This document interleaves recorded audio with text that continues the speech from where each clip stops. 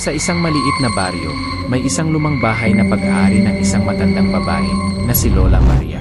Maraming taon na ang nakalipas mula nang mamatay si Lola Maria, pero nananatili ang kanyang alaala sa bahay na iyon. Isang gabi, si Ana at ang kanyang mga kaibigan ay nagpasya na maglaro ng taguan sa paligid ng baryo. Dahil sa tapang ni Ana, nagpasya siyang magtago sa loob ng bahay ni Lola Maria. Pagpasok niya sa loob, napansin niyang malamig at madilim ang paligid. Biglang bumukas ang ilaw sa kusina. Kinakabahan ngunit mausisa, nilapitan niya ito. Sa mesa, may nakaupo na isang matandang babae na naglalaba ng mga damit. "Ikaw ba si Lola Maria?" tanong ni Ana, nanginginig ang boses. Tumigil sa paglalaba ang matanda at tumingin kay Ana. "Hindi ko po sinasadyang manggulo. Naghahanap lang po ako ng taguan," sagot ni Ana. "Pero dapat ay bumalik ka na sa mga kaibigan mo. Huwag kang mag-alala, hindi kita sasaktan."